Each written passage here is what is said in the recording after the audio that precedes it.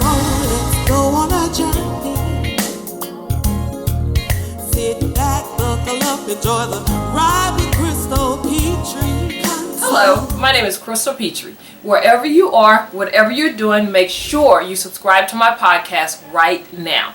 You are watching another episode of 60 Minutes With. On this week's episode, we are talking about entrepreneurship, the successes, the challenges. So if you want to become an entrepreneur or you are already an entrepreneur, Jake Tortorice is here to educate me and you about how to become a successful entrepreneur. So welcome to the podcast, Jake. Thank you for having me. Oh my God, I'm so excited. But don't get too excited.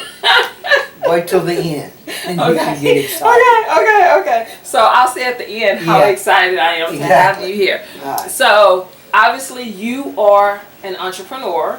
So first off, because I never, want to assume that my audience knows, what is your definition of an entrepreneur? A risk taker. Okay. You're a risk taker. Mm-hmm. There's no safety net. Okay. When you work for big companies or whatever, there's a safety net. Mm-hmm. You don't hit the ground. Yes. But when the buck stops with you, go look in the mirror. That's who the person you can talk to about your success or why you think it didn't work. I don't want to say failure, because failure is really, really negative. And if you're going to be an entrepreneur, go in business for yourself, then you can't worry about stuff like that. So worry about like failure? Yeah, failure. Okay. I mean, you don't worry about it. You just keep driving, until you reach that goal line or something you're trying to achieve. But you're a risk taker. You can win. It's like gambling. Yes. You're a risk taker. Yes. Yes, it's true. So when did you decide that you wanted to be an entrepreneur? You got to go back to my history of my family. I have both sides of my family are Sicilian immigrants. Okay. And when they came into the United States, on the Tortorice side came through New York, and the Maceo side came through New Orleans. And they came for what? Opportunity. Just like the Hispanics have come for how many years? Yes. Our kitchens wouldn't operate, or our stores would not operate, or you would not get your yard cut without the entrepreneurship of the Hispanic folks. That's true. All right? That's true. So, go back to 1900 when the Irish, the Germans, the Italians on down the line were coming to the United States. They came for opportunity. They were leaving countries that had no opportunity. My grandpa and them, they could work in the vineyards because there was so much of that. Jobs, it either was in government or you were in vineyards. You had your own, or maybe olive plantations, but you were in some part of agriculture probably. Okay. But anyway, so you grow up with that. My grandpa was one of the owners of Tex Joy Seaport Coffee and all the spice lines. That was my grandpa Maceo. On the Tortorice side, he was just a restaurant, cafe owner. Okay. He came, he stopped in Plaquemine, Louisiana. Cousins had already gotten there. He said, come on. You gotta remember, this is an oil boom. Gulf Coast. It is. Early 1900s. It is. So they smelt money and opportunity. So he stayed there for a little bit because of cousins. Had a little cafe there downtown. Then he came this way because other cousins or whatever said, hey, come to Beaumont. And he opened up a cafe downtown Beaumont and had it for a number of years. And so growing up, you see this side of the family work for himself, and all of his brothers did on the Maceo side. On the Tortorice side, same thing. They had jobs themselves or businesses, and so you're exposed to that. Then we go to my dad and my uncle's generation. Same thing. My dad worked for his father-in-law at Texas Coffee, but he also had grocery stores, drive-ins with washaterias with my uncle. Okay. So he worked daytime here, and evening he would go out there. So as a kid, you see this. And I'm going to back up a minute. 8th grade, on the Maceo side, there were 19 of us, 19 grandchildren. Okay. And every summer, my grandpa would take whoever was 8th grade, 9th, 10th, 11th, and 12th grade grandchildren, and they were almost required to go to work at Texas Coffee. That's a great idea. You didn't have an option. Yes. Yeah. And not that my grandpa was forcing it, but his daughters, my mom, said, you'll be out there. You graduate from the 8th grade one day, next day, 2 days later, but on that next Monday, you were punching in on the time clock at $1.16 an hour, I believe. Wow. And my grandpa would stand by the time clock or sit there because he would monitor his grandkids. There were 4 or 5 of us at a time. He'd monitor what time we got in. So if you came in late, he'd say something to you. He wouldn't go tell my dad, but he'd call my mom and said he was late. So what would he call your mom and not your That dad? was his daughter. Oh, okay. That's his daughter. Okay. And he just didn't. I mean, he would go, there were 4 daughters. He would go, if they were, generally he didn't have to go to the other ones. It was generally probably me that he'd have to call my mom. Yeah. Whereas he showed up late. Anyway, so that's, to answer your question, that's what we knew. That's what we saw. And so that's kind of what we wanted to do. Emulate what your grandparents and your parents have done. I mean, you think about it, and I'm going to make one point. 19 grandchildren on the Maceo side. All 19 in business for themselves. No. Yeah. Every one of them. And I could start naming the businesses right now, and you're going to identify with every one of them. On the Tortorice side, same thing. There were 11 of us. I'm not counting some of the girls because they married, and did things with their husbands, but a lot of their husbands worked for something to do with the family. So that's all you saw. Yes. None of us worked for Mobil or Chevron or Texaco or BISD. It just wasn't. Did you ever want to? Never. Not really. Okay. Not really.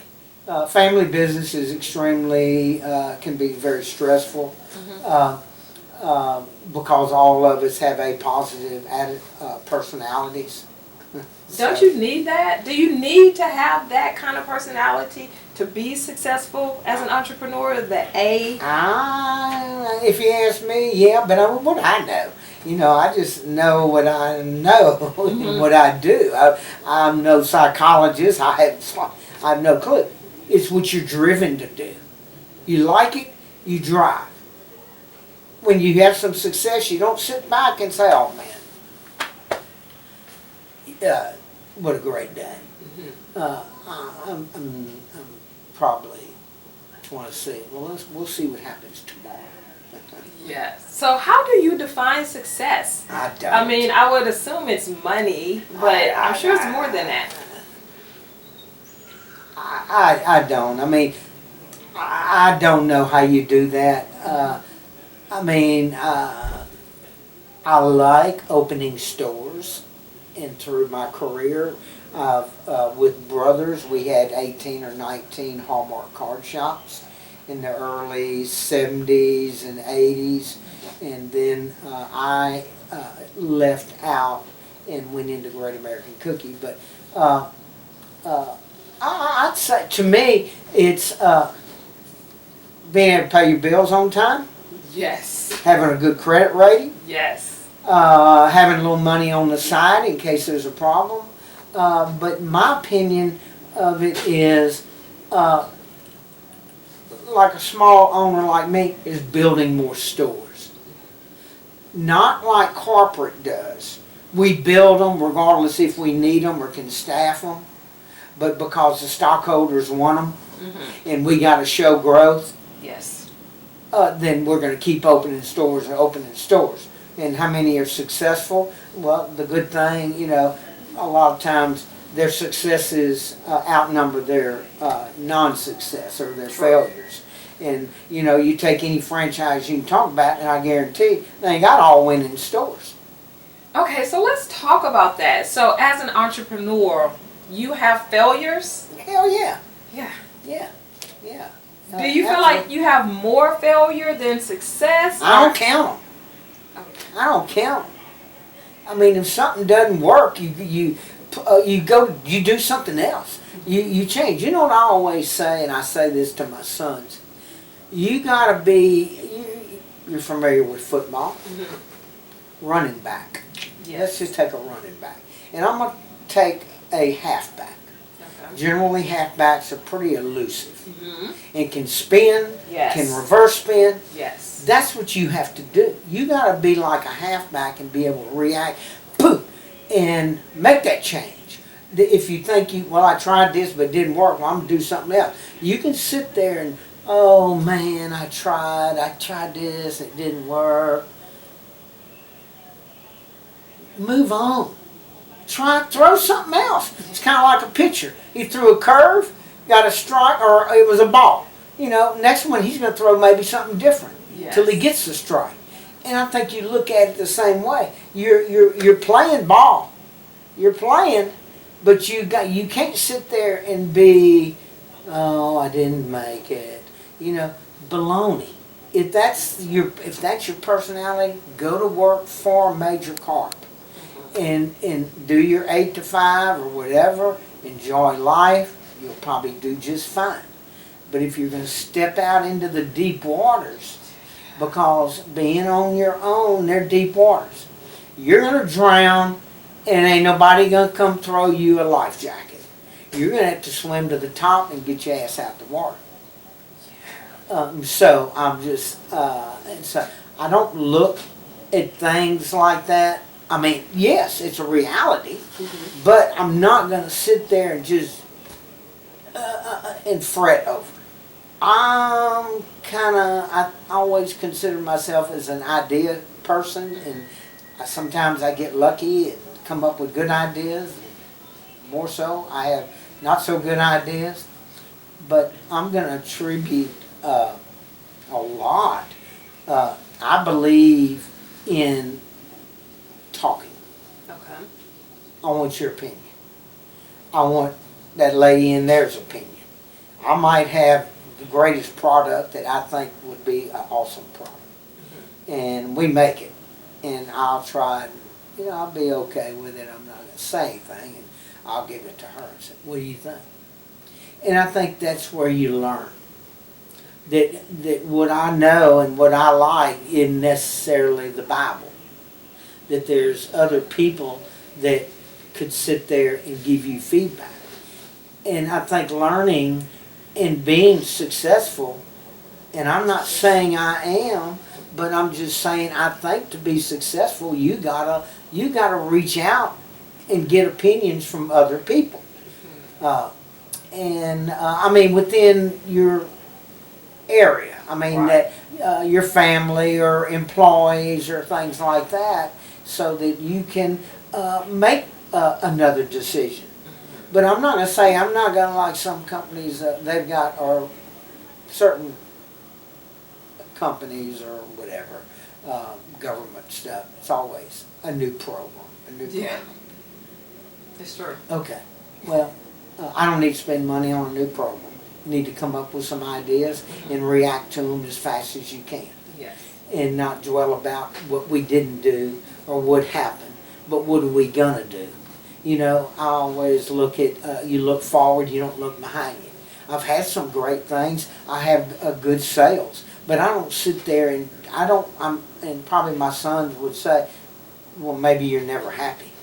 Well, I'm happy, but I'm not going to sit there and congratulate myself all day long because I had a week of great sales, or a month, or a year, or whatever. That's part of it. That's why you're here. You're not here. You're here to do those things. Yes. So if you do them, go do the next thing. Don't sit there and congratulate yourself and all that. Just move on down the road, whether it's good or bad. If you sit and fret about how bad it was or your sales are bad, well, let's see, why are they bad? What can we do to improve them? You know, we got to outsell whatever's going on. If there's a bad, bad situation or whatever. No, I just don't. I'm not big on just sitting there and counting money. That's fine. I don't even know what I have. I have to ask my wife for money. Most husbands do. Well, she handled, when I started business on my own, she handled everything at home. Checkbook, whatever, we would get a weekly check or whatever. She handled all of that. Handled the kids. I'd get home, might not get home until it was time for them to go to bed, which they wouldn't go to bed. And she'd tell me, you handle them. You get them to bed. And 4 boys. Yeah. Okay. So, and Josh was not one of the better ones. I don't believe it. Yeah, well. So anyway, and I handled the business. But she would ask me, we might talk about the kids, then I'd turn around and talk to her about the business. As we discuss things. But I think any marriage that the wife is not tuned in, especially when you're in business for yourself, and tuned in to your business, what you have, what you're doing, how's the business doing, things like that, then, I don't think, I rely on that. I don't know how others do it. I rely on it, but I rely on input from people. So you've spoken very highly about your wife, and thank you for that. As far Why, as are you in partners with her? Maybe I need to check this out. Hey, us wives got to stick together. She doesn't need no help. We got to stick together, Jake. She doesn't need no help. She's good. Yeah. No, she's good. So your wife, you value her input, obviously. So how do you create like that circle of trust, of getting input and bouncing ideas off of people? Well, with her, after we got married, she's a dental hygienist by trade. And after we had Josh, then she started working in the card business with us because we had a bunch of card shops. And so she was managing one of them during the day. She dropped the kids, opened the store. I think it was the Westmont store. She worked at the Gateway store while it was Starship Hallmark. Okay. And she would work there, and then 2 o'clock or whenever she'd be gone, or I don't know exactly her hours, but she'd leave, go pick up kids from daycare from my mama, because she babysat them, took care of them during the day while Mary and I were working a lot of times. But no, she would. So she was very savvy, but she came with. I didn't. Sure, she learned a lot helping run the business, and working in the Hallmark shops. Then later with Great American Cookie when we were on our own run, when we had there. Yeah, she was very much, she knew what was going on. But as a child, before we got married, I mean, she was fiduciary responsible for her money. That's always a plus. She worked. She had money. She bought her clothes. She financed her schooling. And so it was not like I had to teach her how to balance the books. Okay? She knew how to run a checkbook. And she ran the household checkbook. I ran the company checkbook. She ran that. And so, it's not hard to be able to sit and talk to someone that has some fiduciary responsibility like that, and knew how to balance. We don't have the money to do that, okay? Not that I was be the one that would want to go buy something. Right, but, right. But she would, with kids or whatever. But no, she would be able to say, no, we're just, we can't do that right now. Maybe next month we can. We've had this expense. You know what I mean. Right. You deal with it, maybe. So I consider you successful. Yeah. Was there a point in your life where you were like something happened, like a breakthrough moment, and you were like, you know what, I can do this. I can be so you've just always just kind of been even keel about. I ain't even nothing. I've just got a strong, I'd say, and you can ask her, a strong drive. And I try not to let things get to me. Whether I was successful doing something or when I opened a new store. Hell, I didn't know if he was going to make it or not. Are you nervous or scared when you're opening a new store? No. I'm so involved in doing it, get it open. The joy of it opening and the fresh look, I get off to that. I mean, it's weird, but I get off. I mean, when we built new Hallmark shops, I liked it. I mean, we were in there actually putting fixtures together and things like that. When it was all done, you were proud.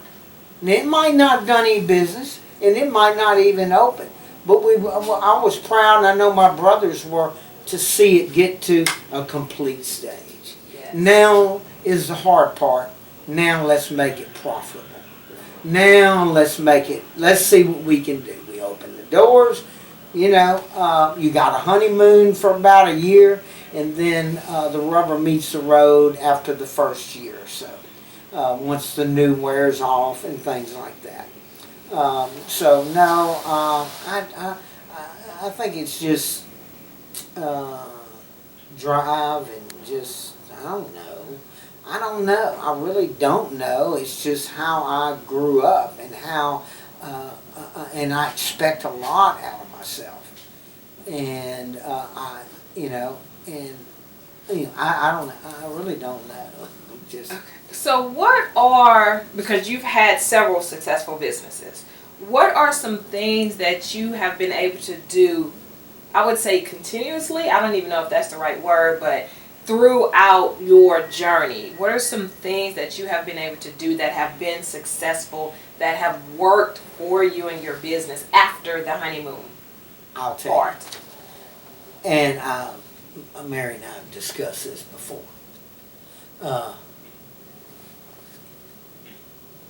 You know what I see probably, and remember this, I'm coming from a retail area, whether it be selling cookies, whether it be in the bakery business, whether it be with a chain of Hallmark card shops, or I'll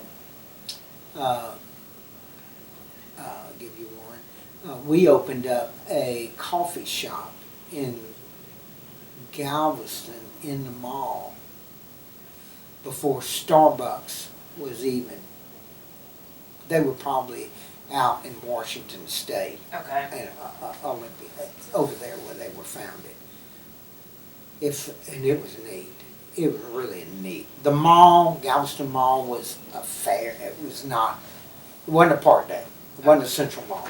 Okay. It was fair at best. Probably should have never opened, but we wanted to do it. Great location. We lost. It looked great. Lost our tails. Me and my brothers. Yeah. No, but it looked great. It was an awesome looking place. We did everything Starbucks did. Everything. Yes. Before their time. Awesome. We even sold coffee equipment, beans, a whole bit. Wow. We made espressos, cappuccinos. We didn't get into all the flavors at that point. Mm-hmm.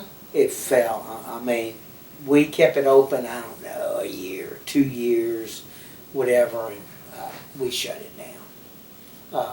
But, that wasn't good, but wasn't something we sat there and cried over. We got our equipment, we closed it, and we didn't open another one. But we stayed in the Hallmark card business. Anyway. So what do you think has been the success of you and your brothers? Is it people skills, like being out in the community, knowing your community? Because I feel like that's a big part of it too, like knowing your community, what they want, what they desire. Be there. Okay. Be there. Let those people see you. Let them know you. Rather than just your manager or the sign. And because they're going to identify the company with you. Yes. Not with your manager. Or not with your help. Sure, they're going to identify with your help. They're nice, but all that. But they're not going, but hey, I know the owner. Not that that's a big deal. I feel like that is a big deal. It's not, trust me. Trust me. I don't look at it that way at all. People say, they'll say, oh, this is the owner. I want to say, big deal. Okay. With that and a couple of dollars, you can get a cup of coffee. Yes. You know what I'm saying? No, I don't look at it that way. But I want to answer something. Okay. Because you asked me and I got off on something else. This is what I'm going to say. But remember the industries that I've been in. I don't know if this philosophy will work in other things, but I do think it is. I see businesses open, and I know some right around here. I know that. I'm going to call it luck that I had with my brothers with Starship, the chain, and there was 18 of them at one time. Great American Cookie, I ended up with 7 of them, and now with Rayo's, 5. And we are going to build a freestanding store. Matter of fact, I'll show you the picture up there of a new store. We're going to shut down one in Nederland and move it across the street. Okay. Only because it's successful. Are you going to move it across the, and we're talking about Nederland, Yeah, Texas. yeah. So are you going to move it across the street to the mall? No, across next door to the mall. Okay. Freestanding building like down the road. Okay, so next door to Central Mall. Yeah. Okay. Why are we moving? Success over there. We made money. Should you stay there then? Ain't big enough. The drive-through isn't any good. The center is not very well lit and not aesthetically look good. I've got a lot of marketing in my blood. And you can have the best food in town. But if you're sitting in the corner in the back behind the wall in a shopping center, sweetie, get used to just you, because you ain't going to see nobody. So, visibility is number one. Yes. Location, visibility, okay? Everything else can come under that. I mean, everything's important, but you don't have visibility in the location, you might as well save your money. And a lot of people don't think of it like that. And I'm going to tell you the next thing that I see. And I can tell you there's businesses right here that are, that I know that are doing okay. But I think that if they do what I'm getting ready to tell you, it'd take them to another level. Okay. And that's marketing. You got to market your company. Today, you just don't go put a sign up, open up a sandwich shop, and think that you're going to make all this money. Unless you have something totally unique that no other sandwich shop, cafe, or restaurant has. And then you're probably still not going to do all that good. Who the hell knows? What are you going to do? How are they going to know? It's By true. osmosis? Yeah. So, I'm always, and I can tell you, with Hallmark, we ran ads, we created ads, and this was with Hallmark, and we promoted the company. And and when I say marketing, I'm not just saying buying ads on radio and TV, doing things with the city, with the church, with the school, with the this, with the Lions Club. Not being a member, but participating in their golf course or their golf tournament. Yes. They come say, hey, would you be willing to do breakfast? Well, hell yeah. I've got 100, 200 guys. If I can get 5 of those people to become customers of mine Yes. over the course of however many years, I think I did okay. Right? Yes. Yes. You can't look at it, well, I'm going to give them $500 worth of food today, and, it's going to cost me this, isn't it? Don't get into business. Promote your business. You gotta give it. It'll come back 2 times, but give it. Now, don't give it where you're going to break the company, Right. but there's a balance. But you got to market your company. And I'm not just saying by newspaper, just what I said, billboards and things, and all that's changing so much. And, I'm making 73, so it's definitely changed since I first stepped foot in the Hallmark card business when I was 17 years old. And I do have, that was when I was in high school, my brother and I opened up a store. And then some other brothers came in later. But no, you got to market. I mean, and sometimes I feel so bad for people because I said, damn, they got a good product. And they got a good thing going and the people are really good. But golly, squeeze out a little money. And you don't have to be on the internet. You don't have to be on just billboard. Pick one medium. Okay. And I don't get blown away with just internet.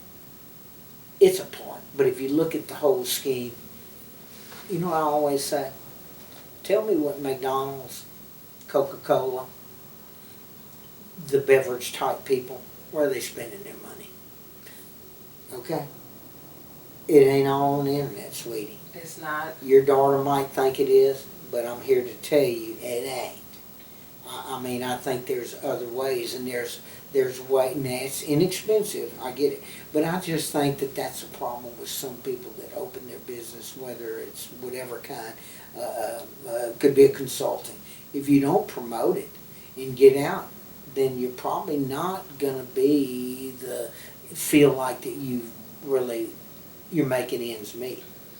And so I say a lot of times people just need someone to show them, hey, you've got it. You need to let people know you have it. Yes. And, and for some places, maybe it's just a couple billboards near their store.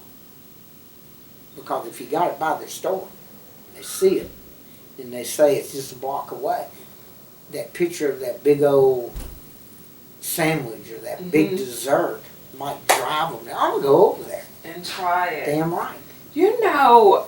What you're saying is making so much sense. So much sense. It's common sense. You know, like a lot of people who own, I'm not going to say a lot, I'm not going to stereotype everyone, but people who have their own businesses, like when they hit the rough times, the first thing to go is advertising. The first thing to go. First thing. It's the stupidest thing. Yeah. Stupidest thing. Yes. But I say that, but who am I to say that? I say it because that's what I believe. Mm-hmm. That isn't what maybe someone from Harvard or Yale will come saying the dude's nuts. Okay, I probably am, but it doesn't hurt my feelings. I'm still going to do what I think is right. Yes. And what is successful for me. I did it, me and my brothers did it with the Hallmark shops. I did it with Great American Cookie. Mm-hmm. It worked. We've done it with Rayo's. We've taken Rayo's to another totally different level. Yes. And it can go to another level with somebody else. I mean, smarter than me, that can actually build a team and open up 25 more. It's a good niche. And so I think that you're right. It's the first thing. It's the first thing. And sometimes you just want to get them and like your kids and go shake their heads. Yes. Sweetie, there's more things on your profit and loss statement, P&Ls. I want to say something about that that you can cut. Okay? There's other things. You got a profit and loss statement. It's got 25 different line items. Mm-hmm. And you're going to pick out this one because it's the easiest. And you think but it's, my opinion, it's the most, it's the one that can do you the most harm. Yes. I'm sorry. You can cut your labor back by a little bit. Doesn't have to be cutting the employees, but hour or two, maybe you have to cut them all back 2 hours apiece. Well, add that up and see what that drops to your bottom line. Yes. And if the sales aren't there, you don't need the people. And so you got to know kind of the balance, what I really need. Mm-hmm. You walk into some places, walk into ours sometimes. I say, Jesus, look at I look at the people, I said, you don't have the volume to support this. Mm-hmm. But one thing I always say to people, you need a good bookkeeper. Even if you're doing it yourself, hell, with QuickBooks today, you do it yourself. You look at your P&Ls, your profit and loss statements. Yes. And you identify things on there. And you see where your money's going. In our business, it's going to labor and it's going to food cost. Okay. Well, you don't cut your food cost, sweetie. Now, you might cut the amounts you're bringing in, but you don't cut quality. Yeah, I can buy cheaper flour here. I can buy cheaper pecans here. I can buy chopped pecans. I can buy cheaper this. Yeah. But that ain't right. That ain't smart. You don't slit your own throat. You keep that standard up there and find other ways to reduce it. Let's talk about profit and loss. Okay, so P&L, as it's called, a profit and loss statement. What goes on the profit and loss statement? All right, everything you spend each month. Okay. So you look at it every month. Here are your sales, okay? Then under that, I'm just going to go by mine. Here are my sales, and it'll break down credit card, cash. I think that's only two we have now, and most of it's credit card today. And then you go to expenses, all right? And would expenses be considered loss? Damn right, it's coming out of this number one. Here are your sales. Mm-hmm. And then under that is everything that comes out of those sales. Okay? Yes. These lights, they don't give them to you. That water, they don't give them to you. Two necessities. Mm-hmm. Now, do you need to run your air conditioner to 72 when there's nobody in your building? No. You might want to put it on timers where it goes up to 78 at night when nobody's there. And when your people come in at 5 in the morning, maybe it zooms down to 72 or 73. Mm-hmm. Okay? Well, that might save you $100 for the month. Yeah. maybe. And so then water, you're not going to change that unless they're leaving the water running all night. The lights, if they're leaving the lights on, but those are minute. You've got insurance. Yes. You work on insurance. I mean, your best friend, oh, I got to buy it from, well, your best friend might not be giving you the best bang for your buck. So I've always, friend or foe, I don't care, I bid it. Well, we used to do it every year. Mm-hmm. Now we get pretty much settled in with somebody, and you can kind of watch their rates go up. But what you got to watch is what they're not covering. Oh. Rate might stay the same, but now your coverage for, let's just take windstorm.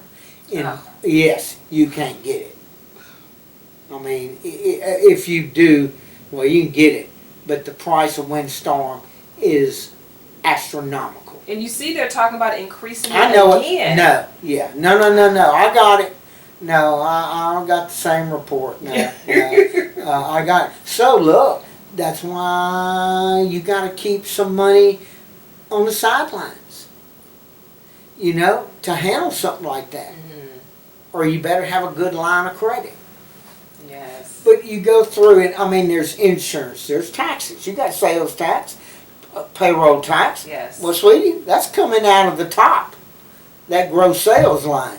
Yes. All that's coming out, so you get left with what, after all that's been paid, you get what's left. So, if you're not growing your sales, mm-hmm. then you better be monitoring your expenses. Right.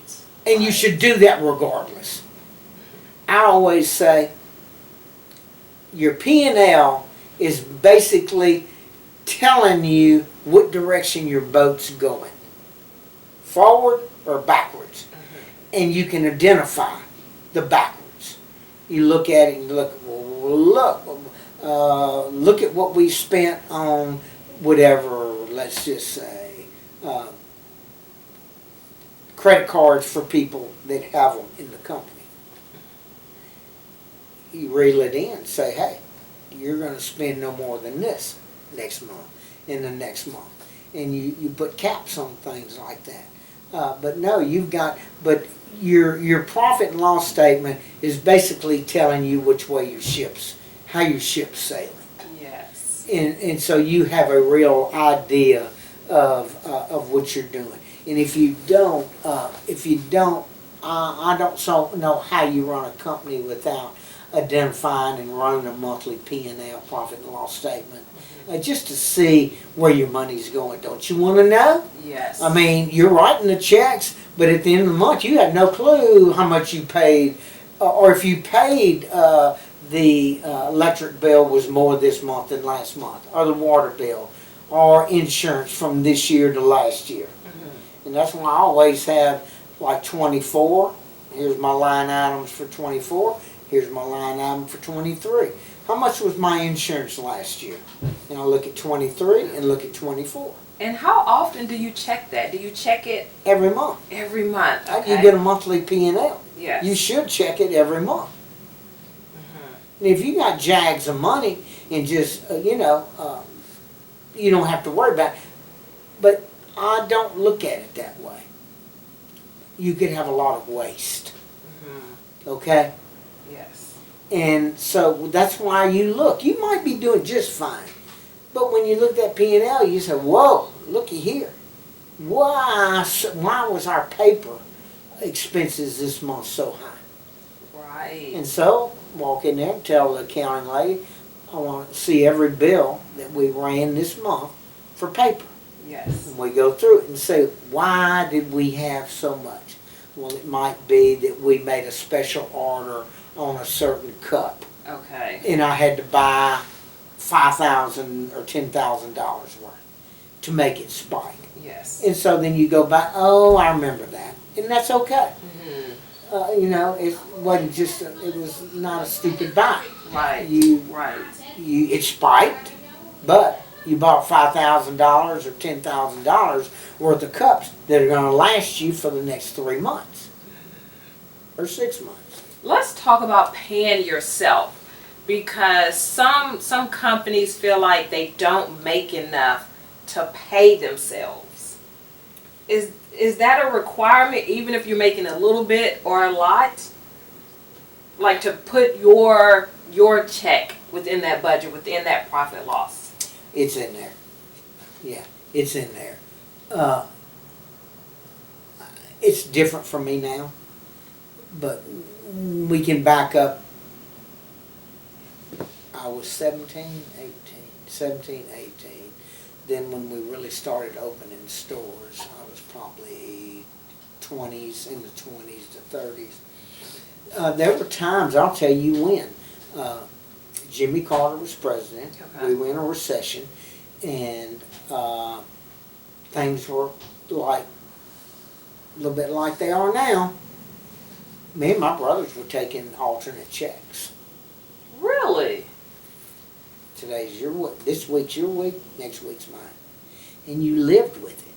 You didn't just write checks and overdraft the company. Okay? If the company's not healthy, you're not going to be. So don't bleed it. Don't bleed it. Let the company be strong.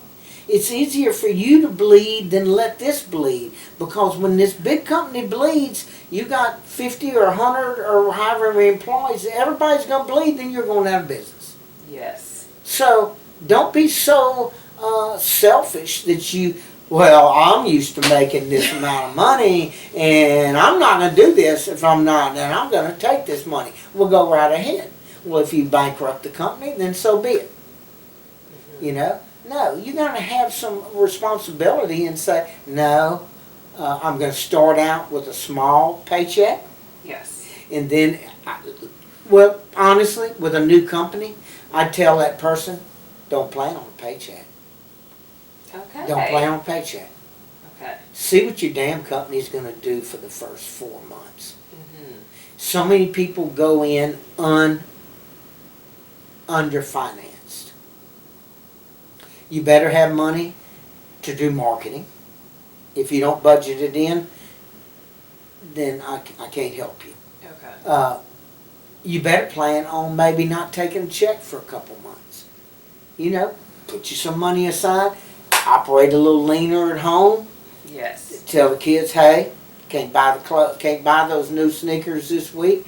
I know it's a tough thing to pull, you know, to look at your child and say, I can't do that, but you got to balance. Maybe you can. Maybe you do with something less. Right. And you give the child the shoes so the child doesn't feel, Mm-hmm. you know. Yeah, the weight of the. Exactly. Yeah. They don't need to feel the weight of your company or your business. Mm-hmm. Not at, maybe later on when they're old enough to handle it. Yeah, well, when they're in high school, they need to know it. They need to experience it. Yeah. Because unless you got a tree in your backyard that I can come pick a few $100s off of. I wish. Yeah, I do too. I ain't seen one yet. Me either. But no, I think it's very, I don't know. That's how I look at things. You get yours last. Yes. Like me and my brothers. We alternated. Then we got where Reagan came in office. Things started picking up after the first year he was in because he started doing some smart things. And we got to be where we could take our paycheck and maybe take a little bit bigger paycheck.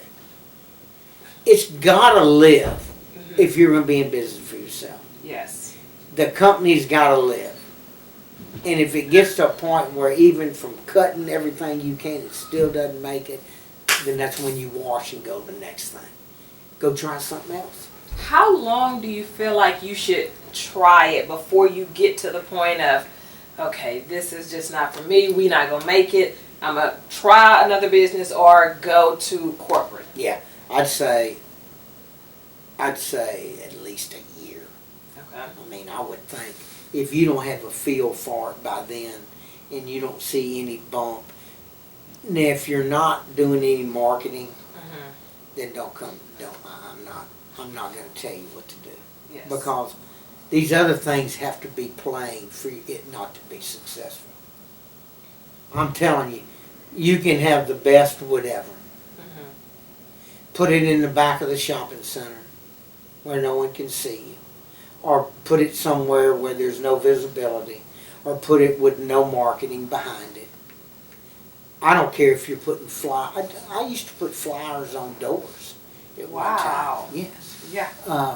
I think we were doing something, I think I did it with Rayo's. I think in this neighborhood, free kolache or two, coffee and a kolache. Mm-hmm. All I want to do is come in. Yes. I always felt like if I get you in, I'm going to hook you.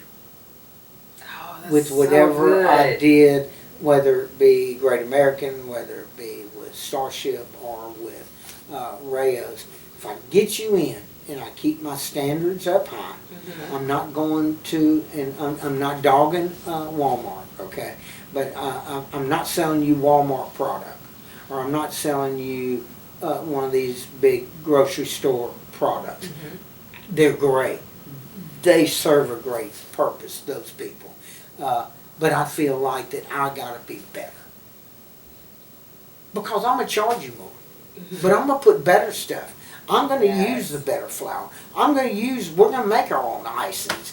We're gonna have, I'm gonna try to give you the best damn product I can do.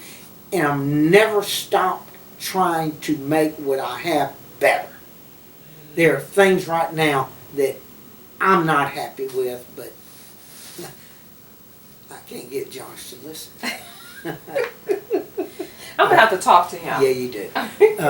How do you determine how much to charge? Because I feel like that's a big that's easy. deal. Oh, is it? Hell yeah, you know what your costs are. Yes. How much is flour? How much is this? How much is this? Whatever. Okay. Okay, so we're making a cookie. All right, how much of this flour is going in to make 6 dozen cookies? Okay, I got a number. Here it is. That's what the flour costs. How much does the sugar cost? All right? Mm-hmm. How much, whatever you're putting in it. Here are all my costs to make 6 dozen cookies. I got that number here. I got 6 dozen cookies, which is 72. Divide my 72 into that. Okay. All right? That gives me a cost per item. Then I'm going to take that cost per item and put a 4-time mark on it. Yeah. Because I want to get my food costs at a certain percentage. Okay. But then, so people say, oh, well, that thing didn't cost you but 20 cents. Okay, well, now let's figure in labor. Now let's figure the lights. Now let's figure the utility. Yes. Now the water. Yes. Now the electricity or the insurance. Okay, let's figure all those things in then. See, because on the top of your P&L, you're going to have sales, then you're going to have your food cost, your paper cost. I think that's the only two. And then, so that would be your cost to make the product. And then everything else. It's a lot of times the everything else that gets you, like payroll. You don't control payroll, can put you out in a minute. And most people don't know how much payroll to put. Or, maybe I should just start me and my daughter doing this. Which neither one of you have to be paid. Right. Instead of saying, well, I'm going to hire my best friend. She's been looking for a job, blah, blah, blah, blah, blah. And I got to come up with a pay. Well, I'm not going to pay my best friend. So this might be sticky. But no, I'd say no. You get in it and you run it yourself. As you grow, then you add a person. Right. I would go down when I was in high school, junior in high school, junior or senior, when we opened the Hallmark shop in Nederland. I'd go down every day after 3 o'clock and relieve the lady that was there. We had one employee. As the owner, you would go and work? Damn right. I was 18 years old, 17, 18 years old. Owner, doesn't matter. I mean, I bust tables in my stores right now. Right now, today? Damn right. There's tables right now that have stuff on them. Jake. I grab it and bring it to the back or bring it to the You counter. do not. Hell, I don't. Why not? My arms aren't broke. Yes. And But you're the owner. So what? What's that mean? With that, I don't even know what it means. Well, that's what I say. That and a couple bucks, you might get a cup of coffee at Rayo's. No. I mean, I bought, if I see, no, and my sons do the same thing. We see dirty tables, we're going to take it and bring it up and make sure it's clean so someone else can sit there. You're not going to sit where there's a dirty table. Correct. Okay, well, what the heck? Why do I want to stop you from sitting down? Yes. Even though I have other tables, Mm-hmm. it doesn't look good. The presentation's not good. Correct. And Because so- people are visual. Damn right. Yes. Why do you think we spend the money we do on our showcases? The visual. It's lit well, the product looks good, it's going Yes. to pop out at you. Yes. And that's part of what? Marketing. I never thought about that. Yeah. It is. Yes. And so that's why first thing I do, I don't walk behind the counter, I walk in front. Looking at their cases. They're not full. Well, I used to say more than I say now, but I get in trouble now. But like Josh will have on this screen, and he'll have showcases. And if those showcases are half or just a little bit, a third empty, he's going to call that store and say, why is that showcase a third empty? Y'all need to put something in it. And like I've always told him, I don't care if you already have a tray of chocolate chip cookies. You put another one in there to fill the space. Yes. As I've said all along, I've never sold a shelf in any of my stores. An empty shelf. Ain't nobody, you ain't never walked in and said, It's true. I don't like what's on top of it, but I want to buy your glass shelf. It ain't happening. Yes. So when you walk into a dress shop and you see all these colorful dresses, whoa, you don't know which dress to go look at first. Same thing with product. You know, why does McDonald's, Burger King, and all the major dudes, when they have a billboard up there, what the hell is the biggest thing on it? The product. The product. You are right. The arches are here. You know that. You don't need somebody to say, McDonald's. All they see the arches, or Burger King's whatever, their hat or their king or whatever, it's in your head. So that's why I say no, it's extremely important. But no, you got to be involved in it. When you get to 20, even when we had 20, 19, or whatever it was, Hallmark shop, we visited them, me and my brothers. I'd go up, I was on the road a lot. One brother stayed in the office, another one stayed local. But anyway, we were in the stores because you want to see customers, make sure your store was well stocked, Yes. and you want to see what your employees were up to, Yes. if they were ignoring people. And so that's just, you got to do that. If you're not, don't go in business unless you just want to lose money. Which no one does. Yeah. Well, I don't know. I mean, maybe they do. Or they think that we're going to just open up and we're just going to be, we're not going to know what to do with all the money. I'm telling you, there's places near here, one in particular that I really like them. And I wish I could go say, look, if you did this, I think things would be better. And I'm not saying they're bad for them, but Yeah. I'm just saying I see what they got. I know their product, and I really think that it could do more than what it's doing.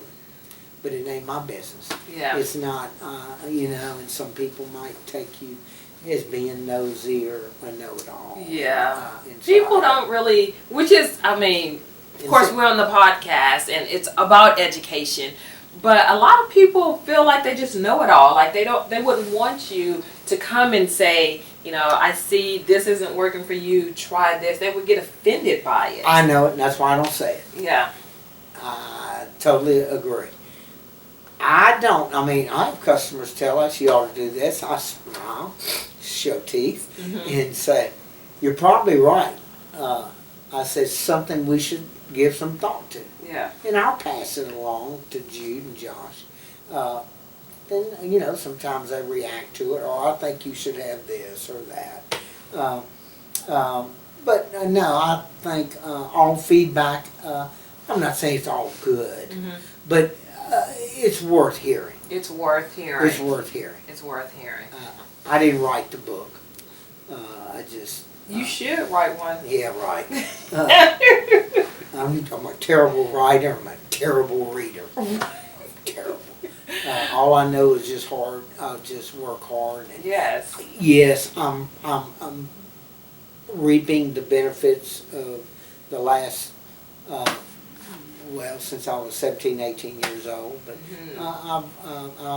when I sold one of the businesses, my brothers took Hallmark in 89.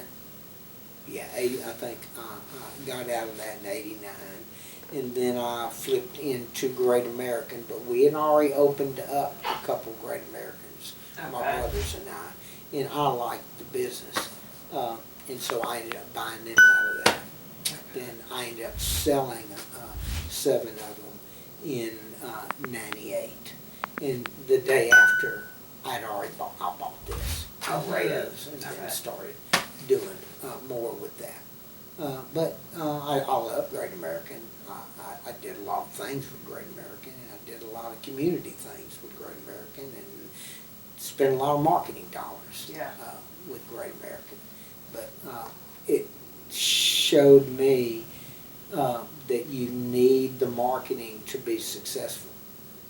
So many, and you're so right, first thing they cut. Yeah. And it's the stupidest It's thing. the first thing that goes. Oh, I just want to shake them. But in my business, just take care of your own business. And there's plenty of things people probably come shake my head and say, what in the hell are you thinking? And I get it. I ain't writing no book. I can't even read good. But ideas are worth listening to. I have They are. a lot of ideas. And most of them are not good ideas. But when you stop thinking and grinding at it, then I don't know. It's just me. It's just me. Let's talk about, and we're getting ready to wrap up, but you have been amazing, Jake. Oh my God, this has been so good. Can I say I'm so excited now? No. The people, your employees. Oh, wow. How do you know, who to hire? How do you know when to let someone go? I feel like people are a lot. Employees are a lot. They are.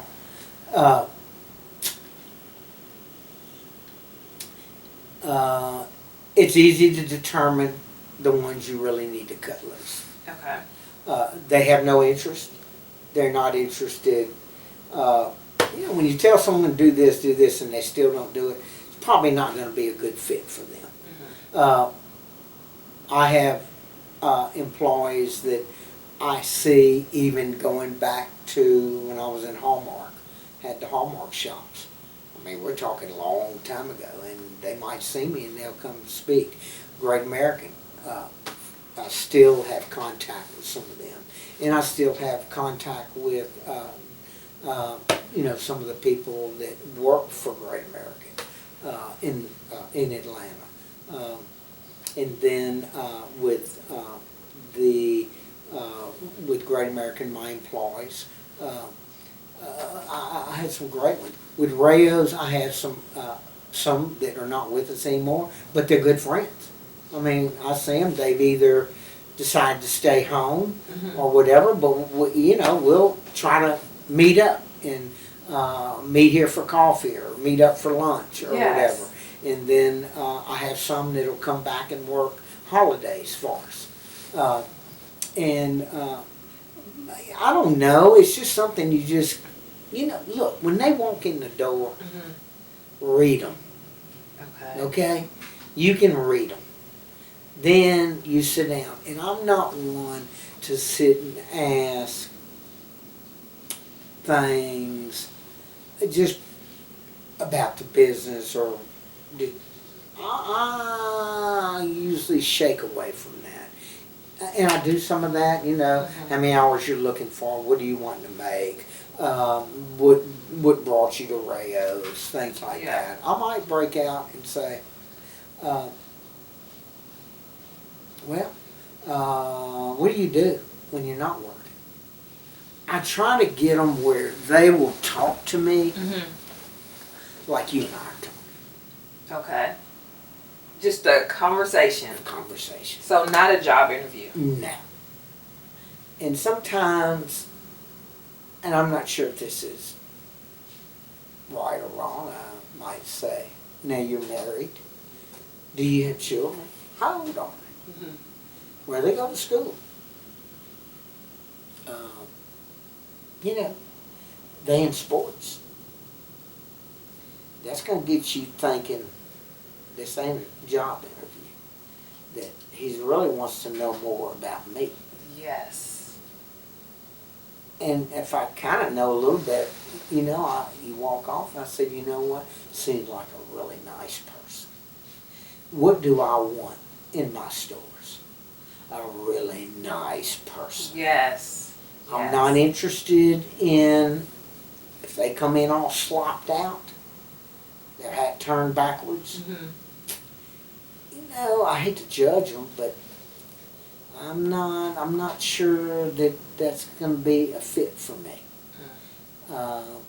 Maybe for some other people, it's just fine. A warehouse job, maybe. I don't know. It's just not for me. I want nice people. Yes. I don't have to have beauty queens. I don't care if they're the size of the door. I don't care if they're as tall as a giraffe. I want to know, can they smile? Yeah. How are they with me? Are they Yeah. loose? Do they feel comfortable? And you can tell when they're real tight, they're just nervous. But everything else about them is very nice, and you like that. I don't know. And that doesn't mean that we hit 100%, that's for sure. Because sometimes people can fake you out.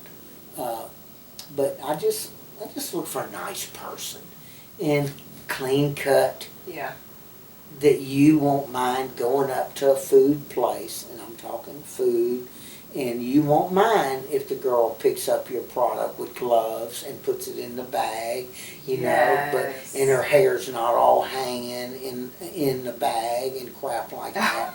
You know what I'm saying? I mean, I don't like that, and sometimes we have to deal with it. Older and probably a little harder, but they don't deal with me, they deal with my sons. And releasing people, they steal from you. Giving you products, stealing.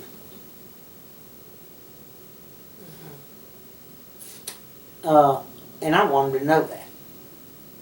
Because if you feel okay with giving them a cup of coffee, it ain't yours. It's mine.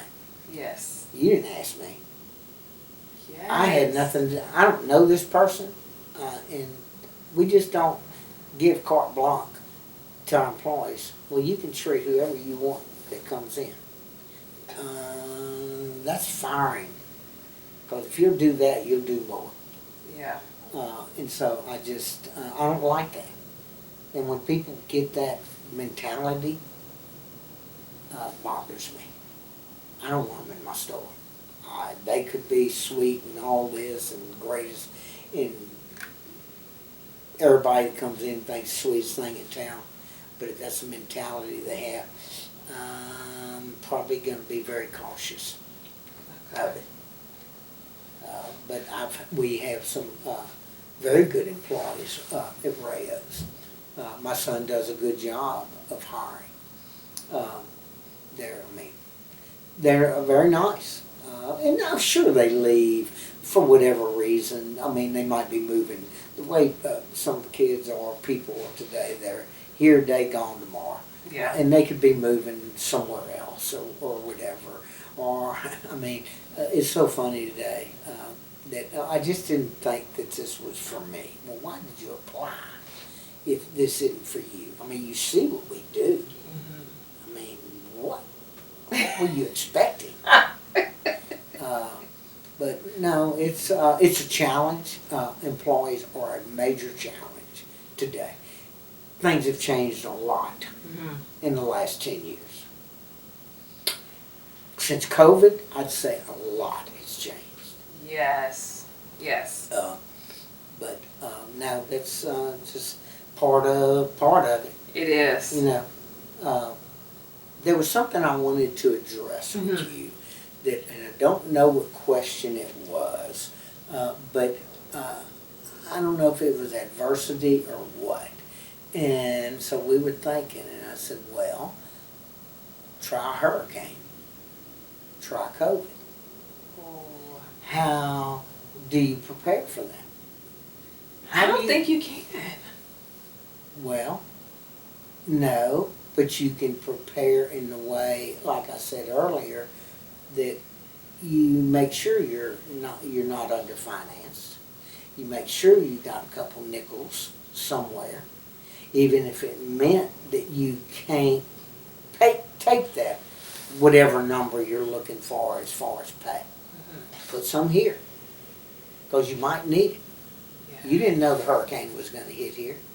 I didn't know Harvey was going to put 3 foot of water in my house and 3 foot of water in the Houston store and shut down the other stores for a day or two. Well, you know, when you've got that much volume coming in every day, for this store to be shut down this long for a month or so, you better have some coins lined out or some financing, which I say try to do it the best you can yourself, so you don't have to have that extra weight on your back when you get started again. Yes. You know, those are difficult times, but you just can't sit there and just, oh, what am I going to do with it? Well, you know what you're going to do? You're going to get sailed up, and you're going to go get that store cleaned up and start making action. Hey, can we save the product? Do we need a freezer truck? Do we need to go throw it away, take pictures so we can file for insurance? You know, those are things you do. You can't just sit there and say, oh man, can you believe this? You know, or with the COVID business. We didn't miss a beat. Really? We couldn't let people sit in our store, but we stayed on top of it. We had curb service. We had people come in. You got to remember, our business, the way it's kind of designed, is that we do a lot of walk in, grab the stuff, and walk out. Yes. And but we do it. I mean, like today, down the road, and the other stores are like that. There's parts of the day that they're in a chair in there. Exactly. In that part of the business, we lost, but you know, we did okay during COVID. I mean, we were down a little bit after people actually knew that we were open, but they couldn't sit in. Hey, we did good. I mean, we did okay. Yeah. Because that was that little bit of coming in and getting a frozen drink, or coming in and getting a hot cappuccino or a hot chocolate or something. That's enjoyment. It is. Psychological enjoyment. It is. I had the privilege when I was with Great American. I was on several committees with the company, and I got to meet the CEO of Coca-Cola. And I think Mary was there too. I never forget this, and it's always stuck in my mind since, and we're going back to 1982. He says, one of the biggest enjoyments of people, and this was when we had the mall, the booming, was getting a chocolate chip cookie and a Coca-Cola. And he says those 5 minutes of them drinking that and eating that cookie were total satisfaction. And I said, you know, I know he's trying to sell Coke and cookies too, but he's exactly right. We'd have people walk in the malls. They walk 8, 10 laps. The last thing they did, come get them a big 32-ounce Diet Coke and a chocolate chip cookie that probably had 400 calories. Yes. Okay, but that was kind of like, I did this, Right. and this was enjoyment, Yes. and that's what, those are the moments that you really enjoy, and it might just be you by yourself. Oh yeah. Yeah. No, I get it. Yeah. You know, and so I just have always, and that's just something that's always been in my head, and I totally believed it, and I think that's the way it is with desserts. That a good dessert, you might have a steak here and dessert here, and you're probably going to brag on the dessert at the end of the meal. Oh, that chocolate pie is really good. Yes. But you just ate that $50 Steak. Yeah. Anyway. Yes. That's all I know. Okay, so as we are wrapping up, I have 2 more questions for you, and then we are done. So this question, and this is a broad question, I know, but if there was one piece of advice you can give to an entrepreneur, what would that be? What piece of advice would that be? Don't be afraid of failure. Okay. Don't sweat it. Okay? Yes. Go in financed and make sure you got plenty of backup. You know, I mean, just don't go in under finance thinking I'm going to go in under finance and I'm going to make all this money the first month or 2 months and da-da-da. No, don't even think that way. Think that, let's plan on maybe some, if I'm not 100% successful. But don't be afraid of failure. It's good. Look, there are going to be more failures than there are successes. And yeah, you think, oh, I'm all this success. Well, I'm going to just tell you, there's plenty of times that we did fail, you know. But it didn't stop me. And I think when you get stopped, you are a failure. Oh. You know. Okay. I'm going to repeat something. When I say this, if my sons were here, they'd say, "Oh my God!" Something Bum Phillips said. Okay, the Dallas Cowboys go. No, Houston Oilers. Houston Oilers. Earl You're Campbell, right. what the heck's with you? You're right. You're right. Oh my God, I cannot. They played Pittsburgh, and Pittsburgh come down and beat us. We Okay. played Pittsburgh again for the division championship, and so he said, we're gonna beat on that door. We're gonna beat on it. We're gonna kick the door. He said some. Yeah. He said some other things before, but we're gonna kick the something in this year. And he'd already been defeated by him twice, a couple of years before, and then he did beat him. But I never forget that, and that's why I always say, hey, you're gonna fail. He failed, but he still had the mentality and had the team believing that. He did. Yeah. And, you know, and that's it. You just say, okay, then let's try something else, even if it's in the same business. Well, maybe we should try this. What I see with some companies, they open, especially food, they came out selling hot dogs, but then 6 months later, now they're selling pizza. I said, wait a minute. Why'd they do that? Because the hot dogs didn't sell. Who knew the hot dogs were even there? Right. Huh? Right. You and your friends on Facebook? Okay. Well, okay. Good luck. No, you got to do your homework, and I don't care if you're standing on the street handing out flyers. That's marketing. You know, I mean, why does that mattress place put those people with those arrows out on Dowling Road with the arrow mattress sale? Yes. That's marketing. Yeah. How many does he bring in? I don't know. If he brought in one and he made a sale. And here we are talking about it. Yeah, right. Yeah.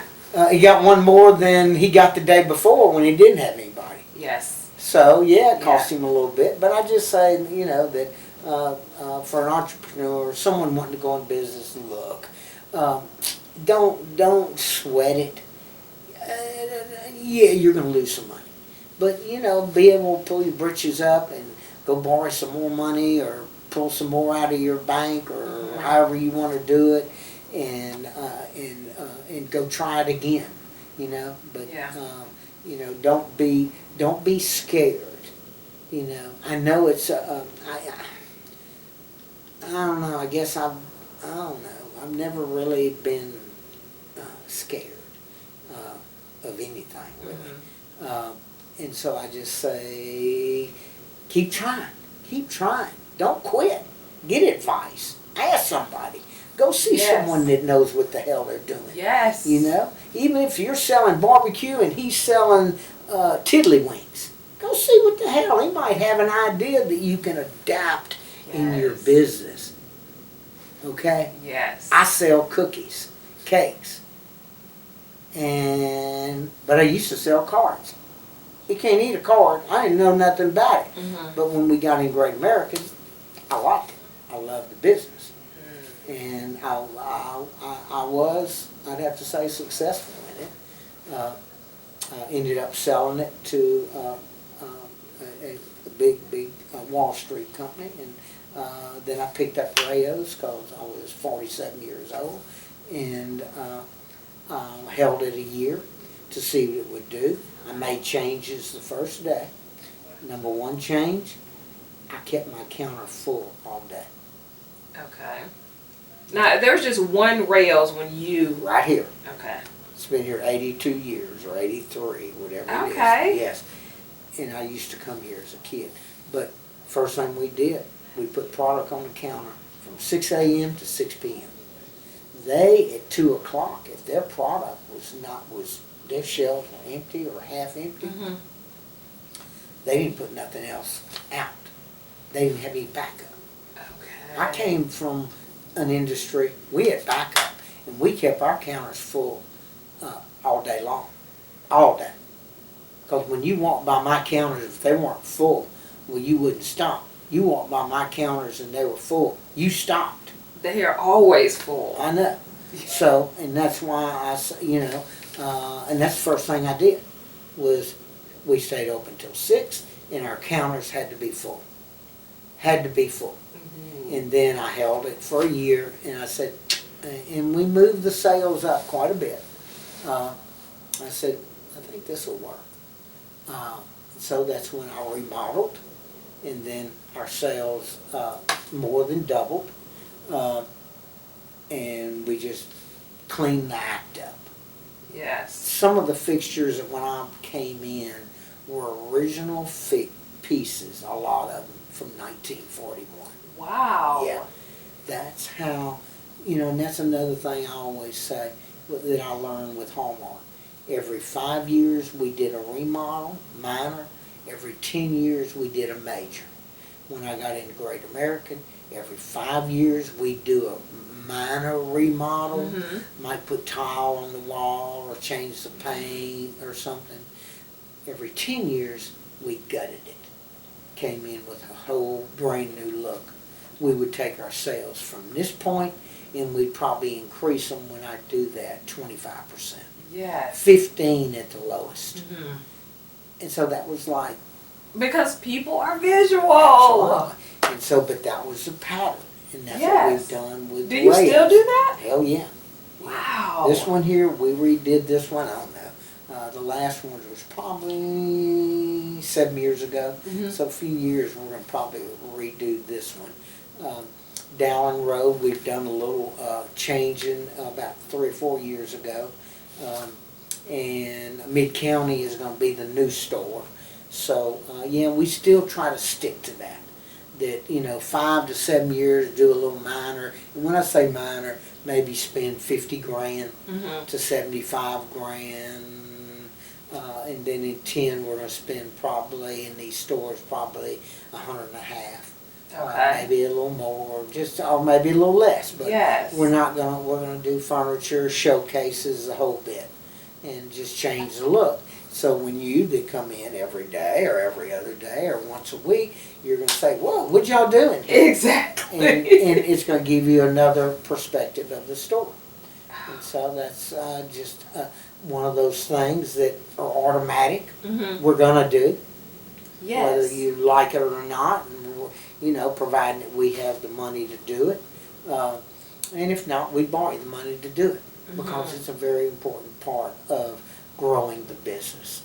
Yes. That's such a great idea. And I just pick it up from other people that have been successful. Yes. And and that was just something that they, Hallmark was the first.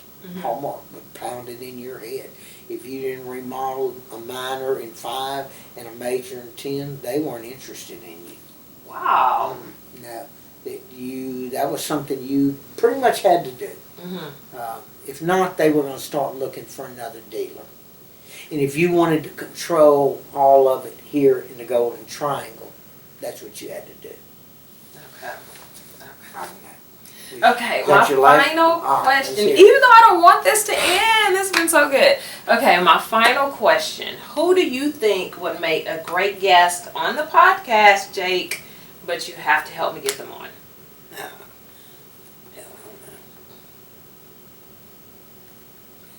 I don't know.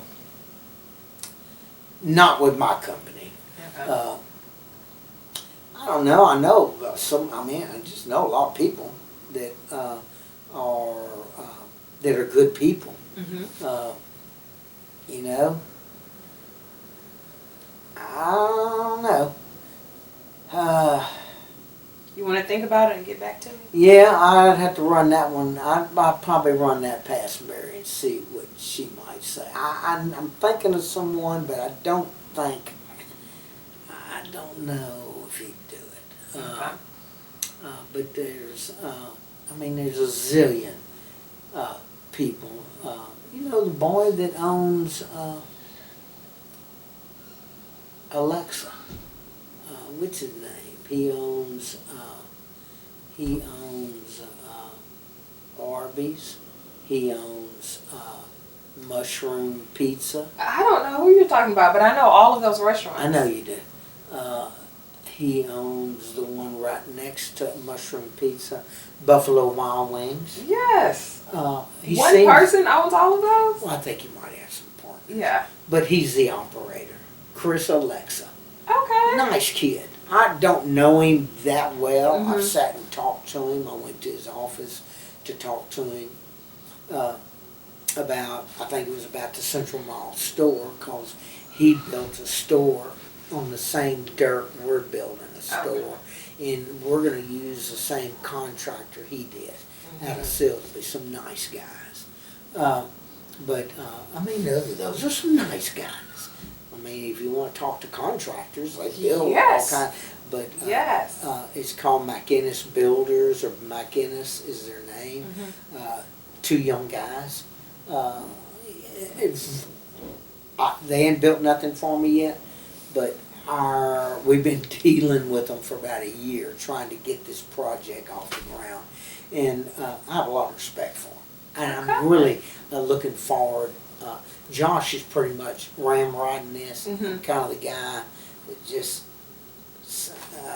sitting back and maybe asking questions. I'm kind of one of those. I ask a lot of questions, and that's something that people, when they're in business, ask questions. Ask questions. Just ask people. I mean, I don't care if it's someone on the street. Ask them. Get an opinion. It might spur something else to click in your head. Yes. And I'm not a guy that can read stuff and go implement it. I'm more of a guy that can listen to people or talk to people and ask them questions, and might pick up a bone or two. Yes. You know, I don't know. I really don't. I don't think. I don't look at me or me or my wife being really. I don't even like to say the word too much, successful. Okay. I just think I work hard, and I've been lucky, blessed. The Lord has definitely, He didn't need to send me nothing. He did. He helped a lot, and having a great wife that is truly interested in your business, and she's interested because she understands it. But Yes. being with me for 45, 47 years, and we've been in business all our lives, you know, both of us, we throw things back and forth, whether it be about family or whether it be about business or fun.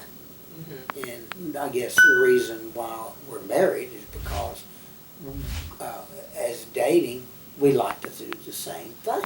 Yes. We even like the same music. And that's what's helpful. And later on, some of that changes. She doesn't like my music sometimes now. No, I think that's extremely important. And your kids, and letting your kids watch you work and Yes. putting their little tails to work. I'll tell you a quick story before I cut this off, is when I ate Great American Cookie. I used to, because we have them in the malls around here, Lake Charles, College Station, Victoria, Lake Port Arthur, and here. There were 7 anyway. During Valentine, we saw a lot of heart-shaped cookies. Yes. I mean, a lot. It was like Christmas in February. Yes. We had a great Christmas, and what I like, we had a great Valentine. Well, I would pay them a nickel a box. And we'd have to make so many thousands of big boxes. And so we'd pay them, say, hey, y'all are coming, y'all gonna make boxes. And you make a nickel a box. Yeah. And that's what we paid them, a nickel a box. Then later on, they got to be able where they could work the counter or scoop cookies in the back. So they knew what work was about. And we raise cattle. We live out towards Sour Lake, and we've had cattle and livestock and chickens and things like that since the day we got out there. And they participate with that. They didn't want to.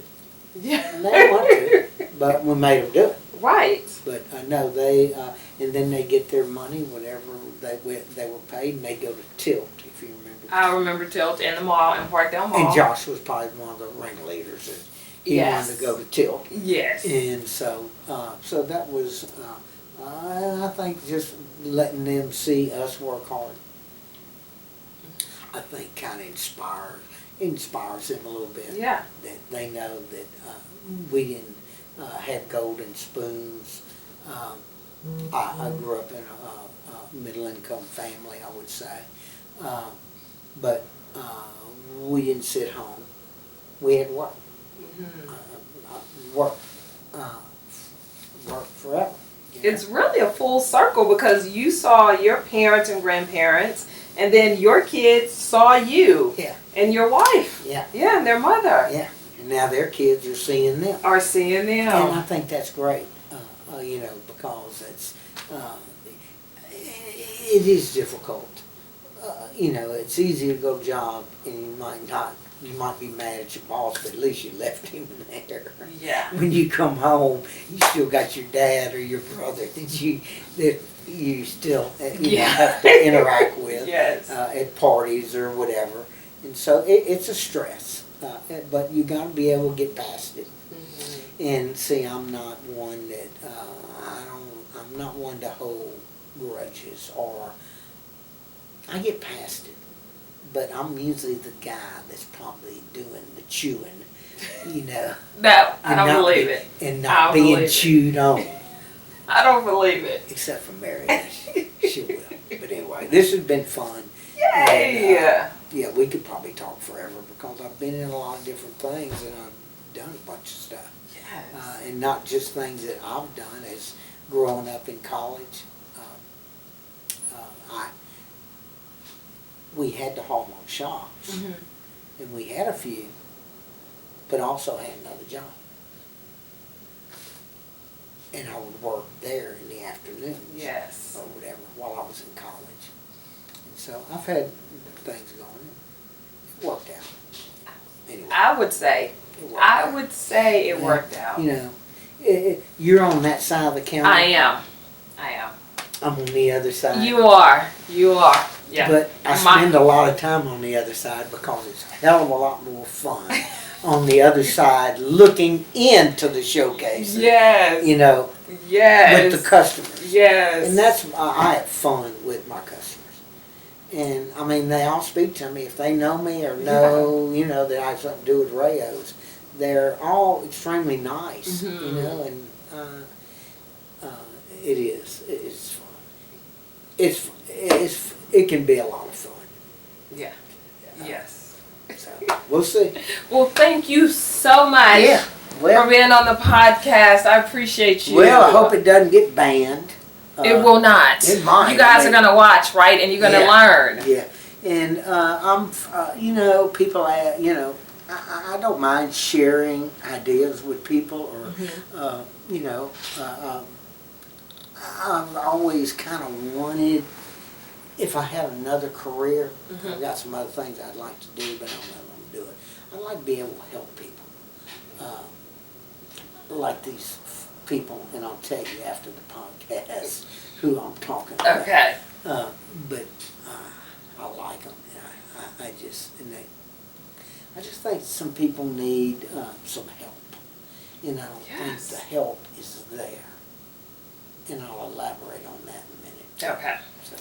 So let me thank you all so much for tuning in and watching my podcast. Remember, subscribe to my podcast so you will know when Jake's episode comes up, and you can listen, you can learn, and please apply what he is saying.